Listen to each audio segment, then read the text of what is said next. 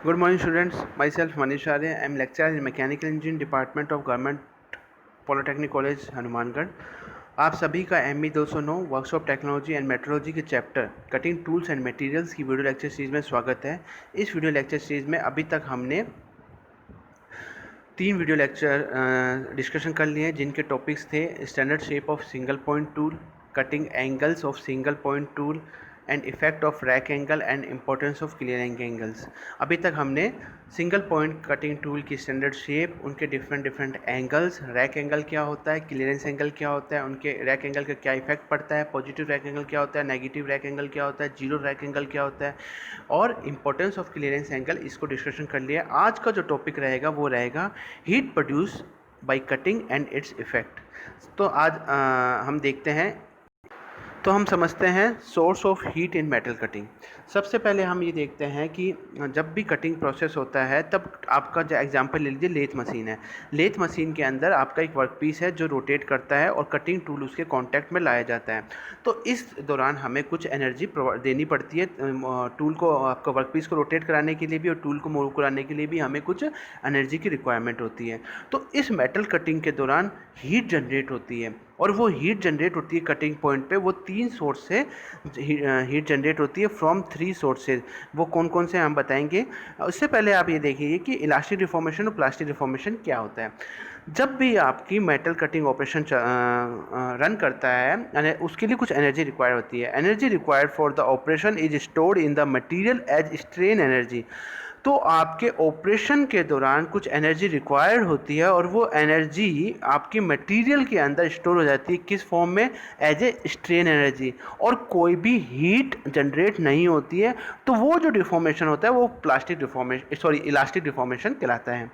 Plastic deformation क्या होता है कि जो मोस्ट ऑफ द एनर्जी आपकी यूज हुई है वो हीट में कन्वर्ट हो जाए। तो सबसे पहले आपने इलास्टिक डिफॉर्मेशन, प्लास्टिक डिफॉर्मेशन के अंतर को समझ लिया।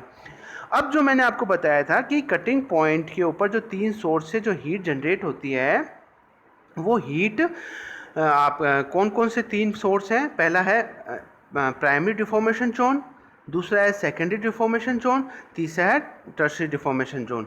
आप यहाँ डायग्राम में देख पा रहे हैं कि ये चिप है, ये वर्कपीस है, वर्कपीस से चिप प्रोड्यूस होती है और ये वर्कपीस और चिप के बीच का जो जोन है वो क्या कहलाता है? Primary deformation zone. जो चिप जनरेट हुई वो टूल से कांटेक्ट में आएगी, तो चिप और टूल के बीच का जो जोन है वो सेकेंडरी डिफॉर्मेशन जोन कहलाता है। और टूल और वर्कपीस जब आपस में कांटेक्ट में आते हैं तो वो जो जोन कहलाता है वो टर्शियरी डिफॉर्मेशन जोन होता है। तो वन बाय वन देखते हैं। पहला जो जोन है वो प्राइमरी शेयर जोन कहलाता है। ये जो जोन मैंने आपको डायग्राम में बताया था, ये वाला जोन है, ये कहलाता है प्राइमरी शेयर जोन। यहाँ पर क्या होता है? मेन प्लास्टिक डिफॉर्मेशन होता है due to shear energy. Where the main plastic deformation take place due to shear energy, the major part of the energy is converted into heat.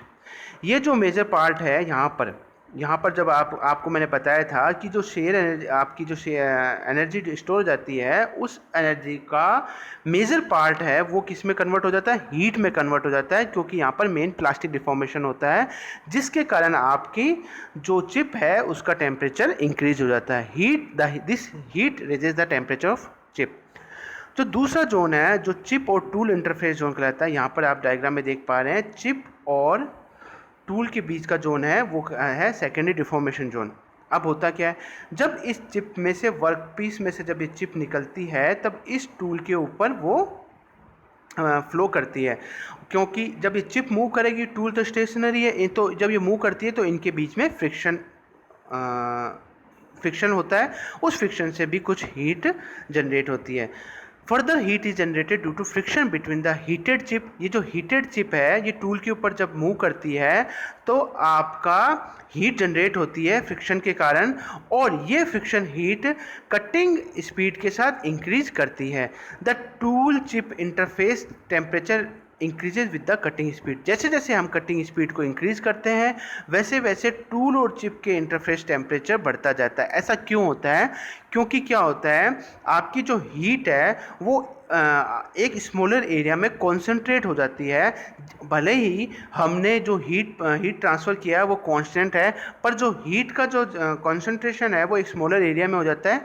उसके कारण जैसे हमने कटिंग स्पीड इंक्रीज़ करी, वैसे वैसे tool और चिप का इंटरफेस टेम्परेचर भी इंक्रीज हो जाता है। अब जो लास्ट जोन है वो कहलाता है टर्शियरी डिफॉर्मेशन जोन। यहाँ पर क्या होता है, आपका at the flanks where the friction rubbing between the tool and the finish surface occur. Flanks के ऊपर जहाँ पर आपकी रबिंग होती है, किस किस के बीच में, टूल और फिनिश सरफेस के बीच में रबिंग होने के कारण आपका फ्रिक्शन के कारण हीट जनरेट होती है। तो ये आपने 3 जोन देख लिए, प्राइमरी जोन, सेकेंडरी जोन और टर्शियरी जोन। ये इस स्लाइड के अंदर मैंने दोनों स्लाइड को एक में कर दिया। इसको आप तसल्ली से आराम से देख सकते हैं पढ़ते दौरान, वीडियो को पॉज करके। अब आप देखिए, आपकी जो हीट जनरेट होती है उसका डिस्ट्रीब्यूशन कैसे होता है। Distribution of heat during the metal cutting, जैसा कि यहाँ पर आप एक ग्राफ देख पा रहे हैं, ये वाई एक्सिस है, ये एक्स एक्सिस है। इस एक्स एक्सिस पे क्या बनी हुई है, कटिंग स्पीड, और वाई एक्सिस पे है हीट जनरेटेड इन मशीनिंग। और ये जो ऊपर वाली लाइन है ये है टोटल हीट जनरेटेड 100%। तो जो हीट का डिस्ट्रीब्यूशन है वो किस किस के बीच में होगा, चिप के बीच में, वर्क पीस के बीच में और टूल के बीच में। आप इस डायग्राम में देखिए, समझने की कोशिश करिए। जो भी हीट जनरेट होगी वो किस किस के बीच में डिस्ट्रीब्यूट होगी, वर्क पीस, चिप और टूल के बीच में। इन तीनों के बीच में हीट डिस्ट्रीब्यूट होगी। ठीक है, अब यहाँ डायग्राम में देखिए, जो हीट डिस्ट्रीब्यूट होती है वो इस बात पे डिपेंड करती है कि आपकी कटिंग स्पीड कितनी है। ठीक है, उसके अलावा heat distribution take place during cutting operation is shared by chip, cutting tool and workpiece. ये मैंने आपको बता दिया कि जो भी हीट प्रोड्यूस होगी वो चिप, कटिंग टूल और वर्कपीस में डिस्ट्रीब्यूट हो जाएगी। और ये जो डिस्ट्रीब्यूशन है हीट का, ये किस बात पे डिपेंड करता है, ये डिपेंड करता है configuration, size, thermal conductivity of tool and workpiece. जो आपका टूल है और जो आपका वर्कपीस है उसकी थर्मल कंडक्टिविटी कितनी है, उसका साइज़ कितना है, उसका कॉन्फ़िगरेशन कितना है, इस बात पर डिपेंड करता है कि आपका हीट का डिस्ट्रीब्यूशन कैसे होगा, या आपकी जो कटिंग कंडीशन है वो कैसी है। ठीक है, अब ये आप फिगर देख पा रहे हैं, जो ग्राफ देख पा रहे हैं, इसमें ये बताया गया है कि maximum amount of heat passing into the chip, workpiece and tool at the different cutting speed. अलग अलग कटिंग स्पीड के ऊपर आपकी हीट अलग अलग ट्रांसफ़र होगी। चिप में कितनी हीट जाएगी, वर्कपीस में कितनी हीट जाएगी और टूल में कितनी हीट जाएगी। With the cutting speed velocity increases, more heat is carried away by the chip. जैसे जैसे आपने कटिंग स्पीड इंक्रीज करते जाओगे, आपकी जो ज़्यादा हीट है वो चिप के द्वारा कैरी की जाएगी। उसके बाद में less heat is transfer to the work piece and the tool, कम हीट ट्रांसफ़र होगी टूल और वर्क पीस में। देखिए, इसको समझने की कोशिश कीजिए। यहाँ पर अभी आपकी, यहाँ पर मैं एक लाइन ड्रॉ करता हूँ, ये डॉटेड लाइन है, जैसे आप देख पा रहे हैं ये डॉटेड लाइन है। इस दौरान आपकी कटिंग स्पीड लो है। ठीक है, तो आपकी इस लो कटिंग स्पीड के ऊपर इतना अमाउंट तो हीट का चिप के साथ गया, इतना अमाउंट आपका टूल के साथ गया, इतना अमाउंट आपका वर्क पीस के साथ गया। अब यदि आपने इस कटिंग स्पीड को इंक्रीज़ कर दिया, तो इंक्रीज़ करने के साथ ही क्या होगा, जैसे ही आपने कटिंग स्पीड इंक्रीज़ करी तो ये इतना अमाउंट आपका चिप के साथ चला गया, इतना अमाउंट टूल के साथ चला गया, इतना अमाउंट वर्कपीस के साथ चला गया। तो कहने का ये मतलब है, जैसे ही आप कटिंग वेलोसिटी को इंक्रीज़ करेंगे तो आपकी चिप के द्वारा ज़्यादा हीट कैरी की जाएगी, वर्कपीस के द्वारा और टूल के द्वारा उसके कंपैरिजन में कम हीट कैरी की जाएगी। तो आपने इस चीज़ को, ये बहुत इंपॉर्टेंट पॉइंट है एग्ज़ाम पॉइंट ऑफ व्यू से, एग्ज़ाम में भी ग्राफ आता है। इस ग्राफ को एक बार वापस से देखिए। आपकी एक्स एक्सिस के ऊपर कटिंग स्पीड है, वाई एक्सिस के ऊपर हीट जनरेटेड इन मशीनिंग है। जैसे जैसे हम कटिंग स्पीड इंक्रीज़ करते हैं तो आप यहाँ देख पा रहे हैं ये लाइन ऊपर की तरफ जा रही है, ये भी ऊपर की तरफ जा रही है, पर इसका स्लोप कम है। जैसे ही हमने कटिंग स्पीड इंक्रीज़ करी तो आपकी जो चिप के साथ जो एनर्जी जाती है, जो या हीट जाती है, उसका परसेंटेज ज़्यादा होता है in comparison to tool and workpiece. ठीक है, तो आज के वीडियो में हमने ये समझा कि आपका जो हीट का जो सोर्स है मेटल कटिंग के दौरान, वो जो सोर्स है वो 3 सोर्स हैं, प्राइमरी, सेकेंडरी, टर्शरी। और ये जो प्राइमरी, सेकेंडरी, टर्शरी जोन है, ये इसमें कैसे कैसे हीट का डिस्ट्रीब्यूशन होता है।